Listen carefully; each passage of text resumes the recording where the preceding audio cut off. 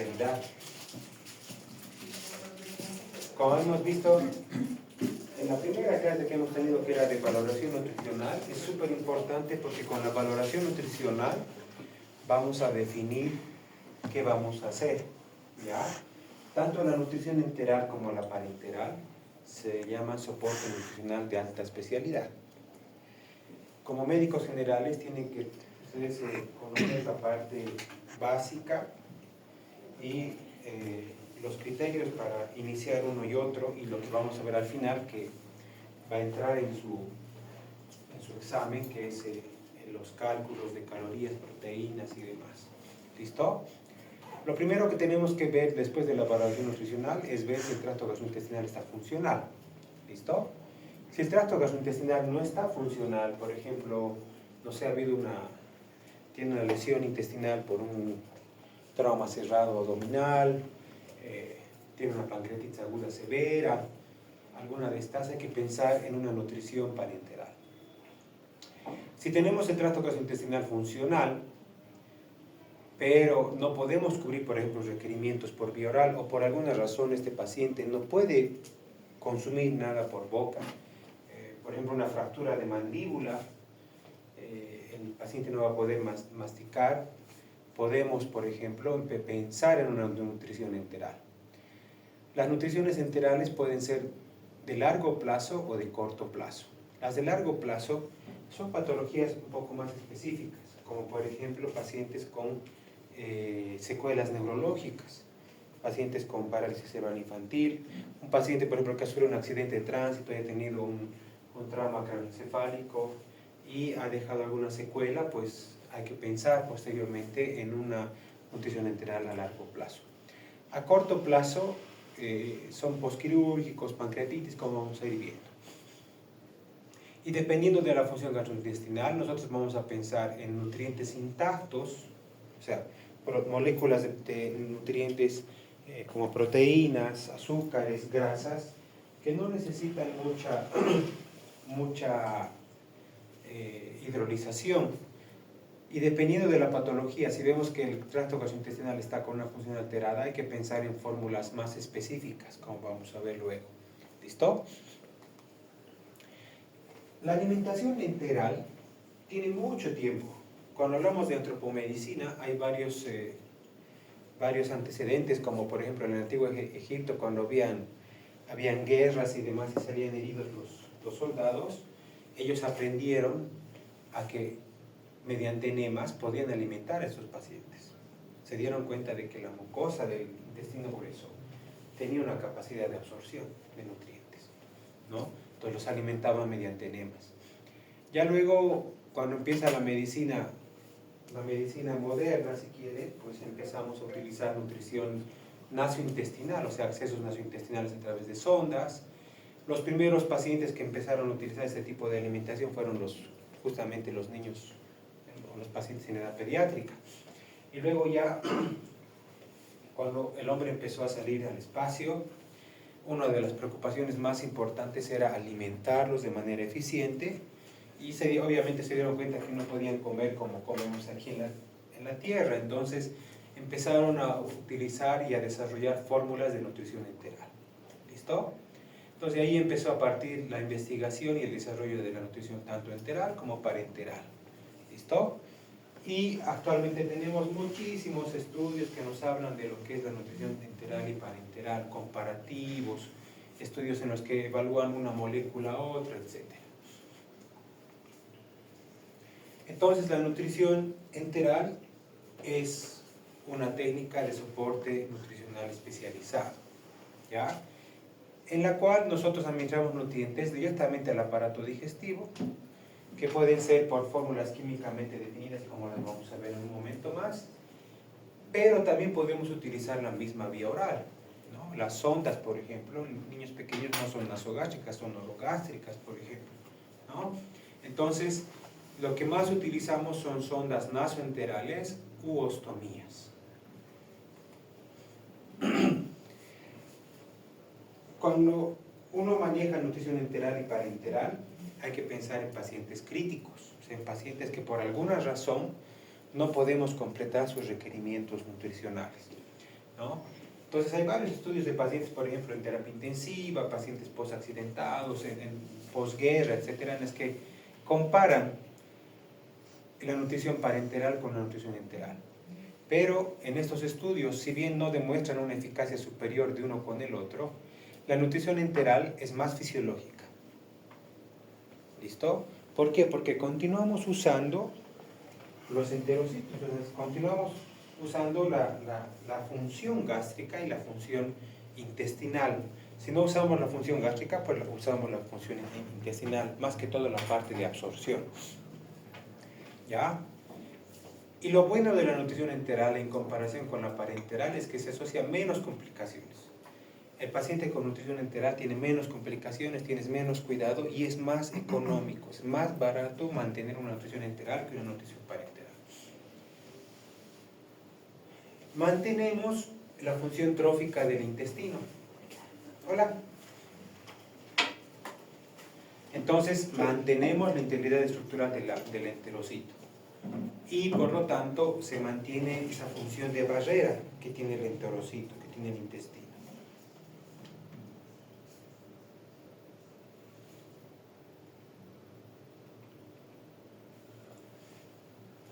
¿En quiénes pensamos? O sea, no puedo yo en cualquier paciente pensar en una nutrición enteral o parenteral.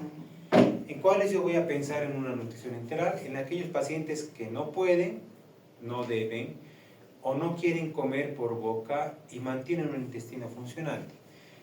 Quienes no pueden, les volvemos al ejemplo de un paciente con una fractura de maxilar, entonces no va a poder masticar, probablemente no va a poder deglutir, o algún paciente con una lesión de tráquea, por ejemplo, un corte, un paciente que lo han asaltado, lo han intentado matar, etc. Quienes no deben, por ejemplo, los pacientes con pancreatitis aguda, en estos pacientes, pues, se piensa en una nutrición enteral. Pacientes que no quieren comer, muy frecuente actualmente en nuestro medio, las anorexias nerviosas, las bulimias, pacientes en estado de depresión. ¿Listo? Entonces, en estos pacientes tenemos que considerar que tienen que tener el intestino funcionante. ¿Ya?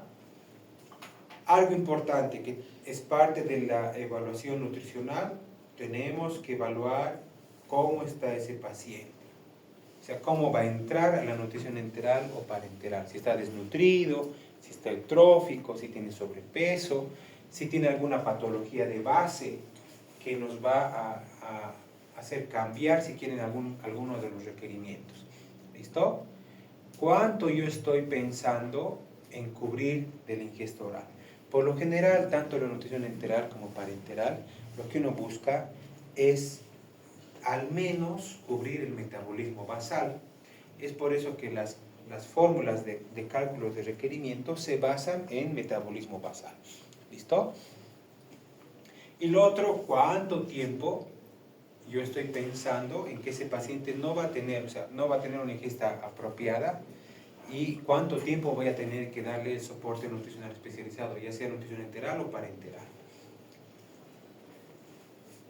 Cuando hablamos de nutrición enteral, paciente desnutrido que no va a poder comer en un periodo de 5 a 7 días y tiene una mínima capacidad funcional absortiva del intestino delgado, es un paciente que puede tener nutrición enteral. Paciente que está eutrófico, pero que no va a poder comer más de 7 días y que tiene una mínima capacidad de función absortiva, también es un paciente que vamos a utilizar nutrición enteral. Pacientes en fase de adaptación de síndrome de intestino corto. ¿Han escuchado de ese síndrome de intestino corto en algún momento? ¿Qué es el síndrome de intestino corto?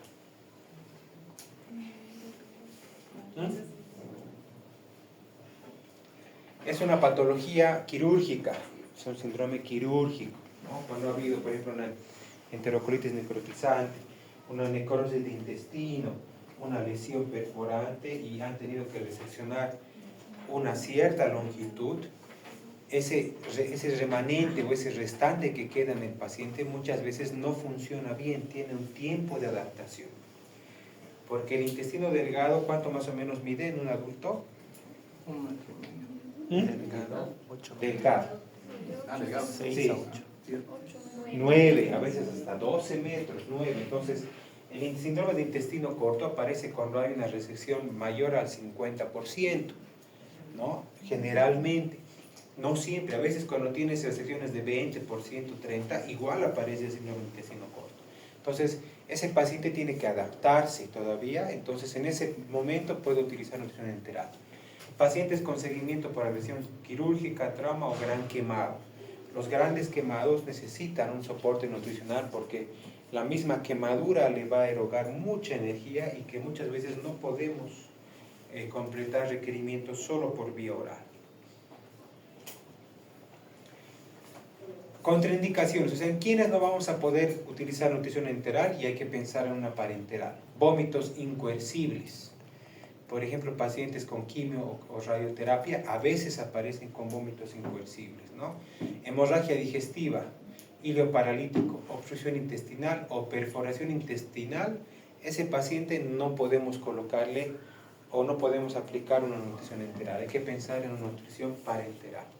Relativas, fístulas yeyunales altas, enfermedades inflamatorias intestinales en fase aguda, síndrome de intestino corto, cuando tienes un remanente menor a 50 centímetros, muchas veces hay que pensar en nutrición parenteral. Pancreatitis aguda grave, es también relativo, ¿no? Pero uno tiene que evaluar cómo está ese paciente para ver si le voy a dar o no le voy a dar nutrición enteral. Vías de acceso. Siempre hay que pensar en la edad del paciente y la enfermedad de base. Es súper importante. Por ejemplo, un niño con parálisis cerebral infantil, es un niño de 1 año, 2 años que lo evalúan, está desnutrido, no puede deglutir o no tiene reflejo de deglución o tiene una alteración del reflejo de deglución. Eso me va a hacer pensar en una vía de acceso para largo plazo, por ejemplo. La situación clínica, si está desnutrido, trófico, sobrepeso, el estado nutricional, requerimientos nutricionales, ¿cuánto voy a tratar de completar de los requerimientos o aportar en el requerimiento? Si he recibido soporte nutricional previo, súper importante, periodos, tiempo de administración. Si va a ser a corto plazo menos de 4 o 6 semanas o a largo plazo más de 4 o 6 semanas. ¿Cómo está funcionando su intestino? ¿Qué fórmula voy a elegir? Es súper importante, vamos a ver luego. Si ese paciente es candidato a cirugía abdominal, también tenemos que pensar en la vía de acceso. Posibilidades técnicas de cada centro. Si estoy en un hospital de primer nivel, no sé si vamos a poder manejar una nutrición enteral.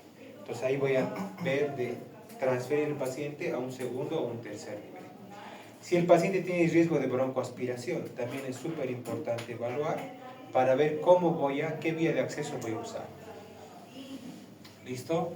Entonces las vías de acceso. Si la alimentación oral es posible, sí, puedo utilizar la ingesta oral si es suficiente o no es suficiente. Si es suficiente, puedo usar suplementación nutricional oral. Los famosos Pediasure, PBM, etcétera, podemos usar por vía oral. Ahora, si no es posible, tengo que evaluar si el aparato digestivo está funcionante. Si no está funcionante, nutrición parenteral. Si está funcionante, nutrición enteral. ¿Cuánto tiempo va a estar con nutrición enteral? Si va a estar más de 4 a 6 semanas, tengo que pensar en un acceso permanente. Eso significa una ostomía, una gastrostomía, una yeyunostomía. ¿Listo? Si tiene riesgo de broncoaspiración, por ejemplo, es un paciente que está en coma y hay riesgo de broncoaspiración, tengo que pensar en yeyuno. Si no hay riesgo de broncoaspiración, tengo que pensar en estómago. ¿Listo? Si va a ser a corto plazo, si hay riesgo de broncoaspiración, tengo que pensar en una sonda nasoyeyunal, nasoduodenal. Y si no hay riesgo de broncoaspiración, una sonda nasogástrica, que es la que más utilizamos. La más frecuente es la sonda nasogástrica. Entonces las vías de acceso, la misma vía oral puede ser una alternativa, sondas nasoentéricas, la nasogástrica, nasoduodenal, nasoyeyunal para nutriciones enterales a corto plazo. Estas dos están descritas en los libros, yo nunca he visto, nunca he usado, pero están ahí descritas, faringostomías y esofagostomías, ¿no? La gastrostomía es la que más se utiliza y la yeyunostomía. Esta es más o menos lo mismo. Muy bien. ¿Cómo medimos para introducir una sonda nasogástrica? ¿Qué hacemos? Del pabellón de la oreja hacia la punta de la nariz y luego de la comisura de la boca hacia apéndice sifoides. Entonces, esa medición me sirve y yo sé que voy a llegar a cámara gástrica, ¿no? ¿Y cómo me doy cuenta que estoy en cámara gástrica? No estoy en otro lado. Aspiro y ¿qué voy a encontrar en la aspiración? Jugo gástrico. ¿Y cómo es el jugo gástrico? Sopa de manita. ¿Qué otra alternativa más tengo? Eso, introducir aire por la sonda y uno ausculta, ¿no? Y se escucha lo que ingresa a la parte de esto. La sonda nasoduodenal se mide igual, pero hay que agregar más o menos, dependiendo si es un niño o un adulto, entre 5 a 10 centímetros, ¿no? Para que pueda ingresar a duodeno. ¿Listo? Siempre, en lo posible, si uno duda de la ubicación, y si yo quiero averiguar si está en duodeno, ¿cómo hago? Radiografía. Ya, y si no tengo, aspiro, ¿cómo tendría que ser el líquido que voy a aspirar? Ya no va a ser contenido gástrico, ¿no? Eso va a tener contenido biliar, si va a estar en duodeno. ¿Listo? Entonces las sondas varias ya vienen con su medición, vienen con su sistema de radiopacidad para cuando uno hace la radiografía se vea la sonda, súper importante. El tamaño es muy variable, las yeyunales tienen hasta 1 metro, las gástricas tienen menos, duodenales, las pediátricas, los tamaños, los French, etcétera, son muy variables. ¿En quiénes voy a pensar en alimentación yeyunal? En aquellos que tienen riesgo de broncoaspiración, por ejemplo, ilio gástrico, fístulas broncoesofágicas, pancreatitis agudas. En las pancreatitis agudas, ¿qué busco yo con la nutrición enteral? El reposo del páncreas. El páncreas no tiene que trabajar, ¿no ve? Con una pancreatitis hay que dejarlo tranquilo, reposar. Entonces, por eso es que tengo que pasarme lo que es estómago, duodeno, irme hasta el yeyuno, ¿no? Náuseas y vómitos repetidos secundarios a fármacos, por ejemplo, los pacientes con radioterapia o quimioterapia. ¿En quiénes voy a pensar en gastrostomía?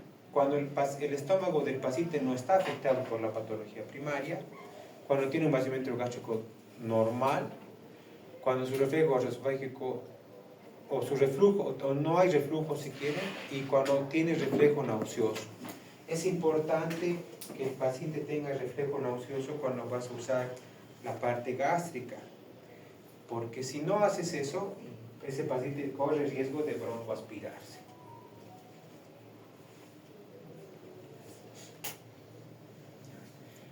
Fíjense, la gastrostomía es un acto quirúrgico en realidad. La gastrostomía, la yeyunostomía, es una ostomía que une la parte externa de la pared abdominal con la cámara gástrica.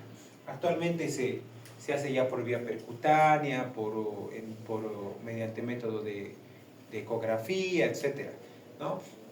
Ahora, por ejemplo, hay el botón gástrico que vamos a ver un ratito, en un momento más. Pero fíjense, esta es una sonda para gastrostomía. Muchos tienen unas pestañas de silicona o puede tener un globo, fíjense, para poder inflar. Tiene un soporte externo que va hacia la piel y tiene su sistema de entrada y su sistema de insuflación del globo para que la sonda no se salga siquiera. ¿Listo? Como les decía, hay de diferentes tamaños, de diferentes lúmenes, más gruesos y más cortos, más largos y más delgados, dependiendo del paciente. Si es paciente pediátrico, adulto, etc.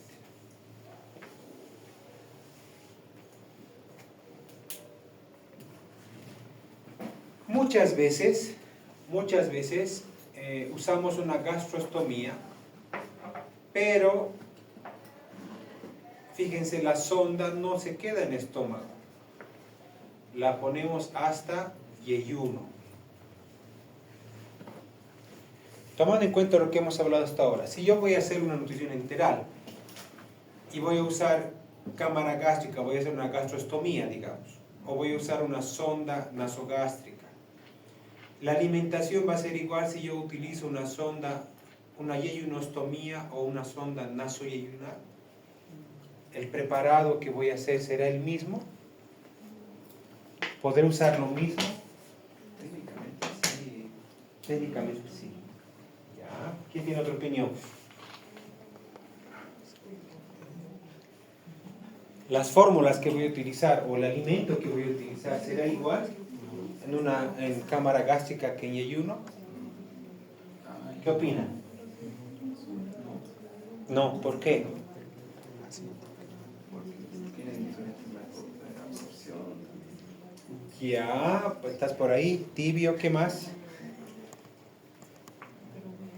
A ver, imagínense que tengo un paciente y he empezado a utilizar primero gastrostomía. ¿Y qué hago en la gastrostomía? Como tengo funcionalidad gástrica, le agarro pechuga de pollo, papa, zanahoria, arroz, hago un caldo, lo licúo y le pongo por la gastrostomía. Pero después de 2-3 días, el cirujano me dice necesito yeyunostomía. Le pongo la sonda y le pongo la misma fórmula. ¿Qué creen que pasaría con el paciente? ¿Qué pasaría con ese paciente? Piensen, chicos, piensen. ¿Qué función cumple el estómago? ¿Qué función cumple el duodeno?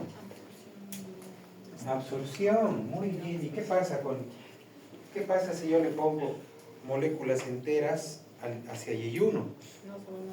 No se va a absorber. Eso no se va a absorber porque no va a pasar por el ácido clorhídrico, no va a pasar por enzimas del páncreas, no va a pasar por amilasa pancreática, no va a pasar por jugos biliares. Entonces, si yo le doy moléculas enteras por el yeyuno, no se va a absorber porque no hay lo que se llama la hidrólisis de los alimentos. El estómago, el jugo gástrico, las enzimas lo que hacen es hidrolizar las moléculas, convertir las proteínas en aminoácidos, convertir los almidones y los azúcares en disacáridos o monosacáridos o maltodextrinas, micelizar las grasas para su absorción. Entonces, si yo voy a usar yeyuno, no puedo utilizar moléculas enteras. Tengo que utilizar moléculas hidrolizadas, si quiere. Aquí tengo que utilizar aminoácidos, tengo que utilizar monosacáridos, maltodextrinas, tengo que utilizar grasas que no necesiten micelización. Esos son, por ejemplo, los triglicéridos de cadena media. Los triglicéridos de cadena media no necesitan micelizarse, se absorben directamente. Entonces, cuando voy a usar una gastrostomía o una sonda nasogástrica, la alimentación no va a ser igual que por yeyuno. ¿Listo? Ahora, por ejemplo, ya tenemos por vía percutánea, o sea, por vía percutánea, por punción, no estamos ya ni siquiera a operar, por punción y por guía de ecografía, podemos llegar por punción directamente a yeyuno. ¿Listo?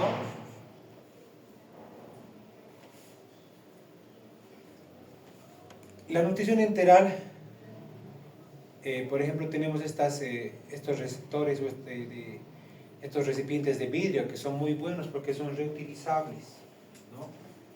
Se utiliza mucho en nutrición enteral hospitalaria. Ahora también tenemos bolsas de nutrición enteral que se utilizan. Podemos hacer, si se fijan, es igual que las vías endovenosas. Tienes un gotero, tienes un espacio para cortar las gotas, puedes usar una máquina automática, hacer los cálculos que vamos a ver después. Entonces, la nasogástrica me sirve a corto plazo. Ventajas es más fisiológico. Utilizo el ácido clorhídrico. Utilizo las enzimas pancreáticas. Entonces, es mucho más fácil manejar una nasogástrica o una gastrostomía que una yeyunostomía. Es agarrar, licuar alimentos, le puedo dar leche entera, le puedo agregar suplementos, o sea, puedo hacer como si estuviera comiendo normalmente. ¿Listo? Limitaciones. No puedo usar más de 6 semanas.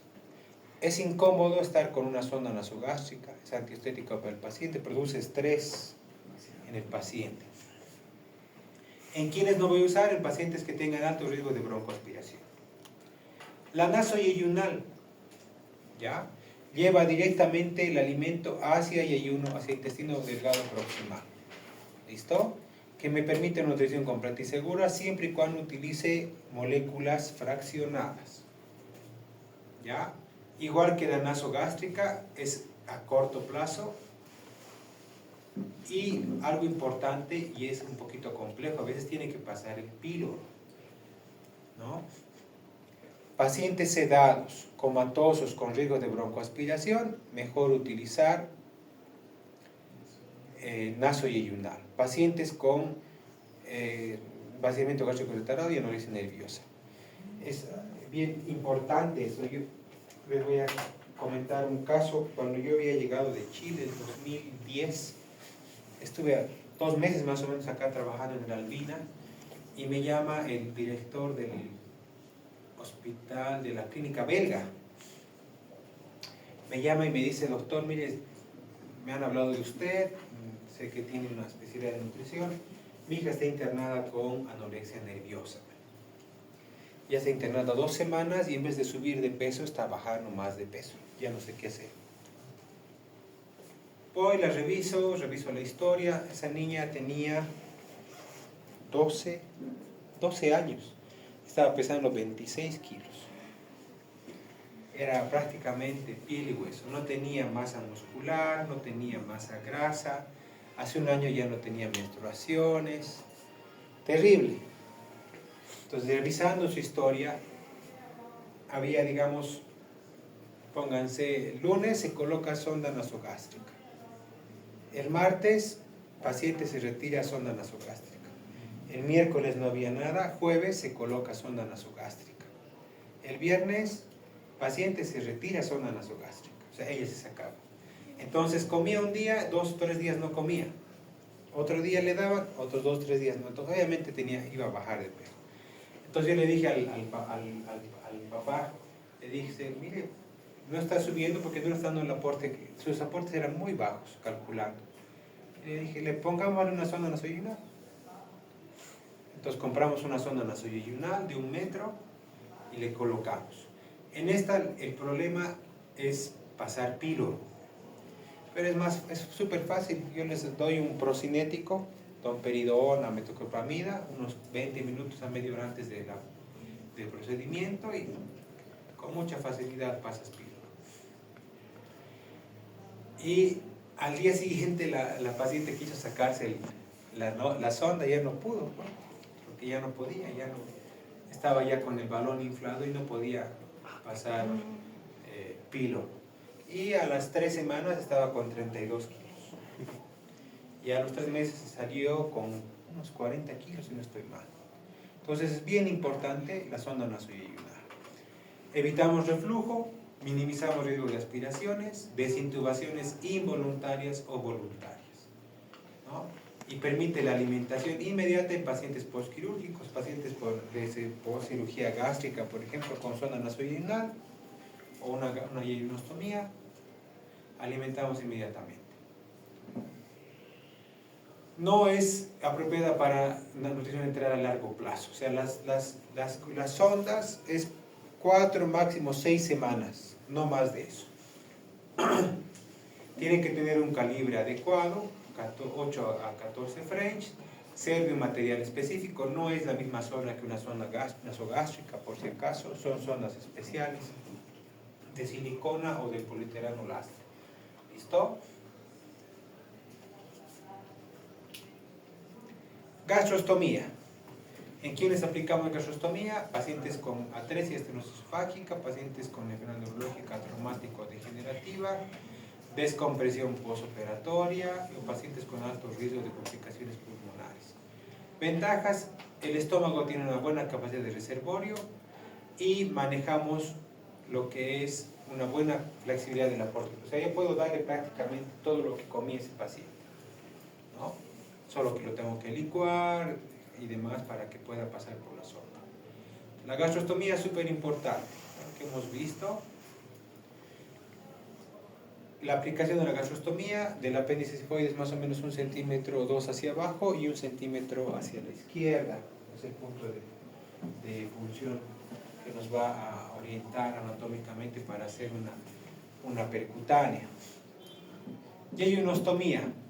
La yeyunostomía puede utilizar la gastrostomía y aplicar una sonda que vaya hasta yeyuno, que es lo que hemos visto hace un momento, ¿no? Pacientes con cirugía pancreática o esofágica, pacientes con desnutrición, pacientes que han tenido una resección hepática, ya sea por tumor o traumatismo, son indicaciones de yeyunostomía. Pacientes con enfermedad de Crohn no puedo hacerlo, adherencias extensas, adherencias obridas por radiación tampoco.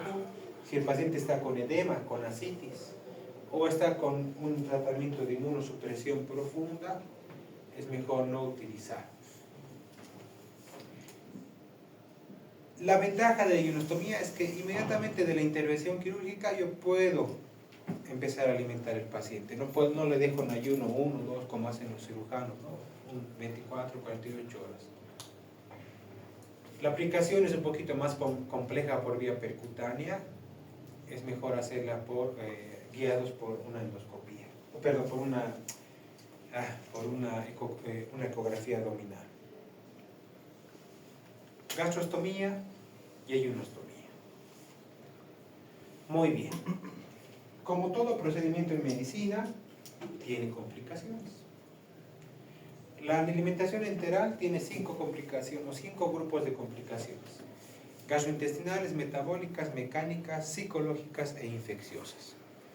Las gastrointestinales, si pasara lo que hemos dicho hace rato, si yo agarro y le cambio de una alimentación gástrica a una yeyunal y no cambio la molécula, no cambio mi fórmula, ¿qué va a pasar con ese paciente? No se va a absorber las moléculas, no se va a absorber proteínas, grasas, carbohidratos. ¿Qué va a pasar? Esos nutrientes se van del intestino grueso. ¿Y qué pasaría en el intestino grueso? ¿Quiénes van a aprovechar esos nutrientes no absorbidos? La microbiota intestinal. Pero cuando hay un exceso, ¿qué pasa? Va a haber distensión abdominal, va a haber flatulencia, gases, puede haber una diarrea osmótica, va a haber náuseas y vómitos por la distensión abdominal, aumento del residuo gástrico, distensión. Si no calculo bien la cantidad de líquidos, por ejemplo, va a haber estreñimiento. Entonces son complicaciones gastrointestinales. Metabólicas. Si no calculo bien el requerimiento de líquido, lo voy a sobrehidratar o lo voy a deshidratar. Si no me acuerdo de los electrolitos, si no me acuerdo que tengo que ponerle sodio, potasio, cloro, etc., voy a producir alteraciones electrolíticas, hipernatremias, hiponatremias. Si no me he acordado de los hidratos de carbono, voy a producir hipoglucemias, o si estoy excediendo, voy a producirle hiperglucemias. En eso hay que tener cuidado. Mecánicas. Desplazamiento de la sonda, la más frecuente, complicaciones focales. Tener 4 semanas una sonda nasogástrica nos va a producir lesiones ulcerosas a nivel de la mucosa nasal, puede haber una esofagitis, una inflamación, podemos provocar un reflujo, porque no se olviden que esa sonda está obstruyendo el esfínter, ¿no? El esfínter esófago-gástrico. Entonces puede haber reflujos. Hay riesgos de broncoaspiración o aspiración. El paciente que está luego de la nutrición, luego que ha recibido su nutrición, tiene que estar por lo menos 2 horas recostado o para evitar riesgos de broncoaspiración. Psicológicas, las que hemos visto, les dije hace un momento, un paciente con 4 o 6 semanas con una sonda, o ver que su abdomen está colgando una sonda nasogástrica, o ver un botón gástrico que a veces pasa. Les produce mucho estrés, depresión, ansiedad, etc. Infecciosas. Este es un botón gástrico, chicos. El botón gástrico es súper sencillo de manejar y lo podemos tener años si se cuida de manera adecuada. Pero si no se cuida, si la mamá, por ejemplo, este es un paciente pediátrico, si la mamá, por ejemplo, después de alimentar al paciente y chorrea a veces o se extravasa el alimento y la mamá no tiene cuidado de hacer el aseo correspondiente, empieza a haber una inflamación y luego una infección de la ostomía.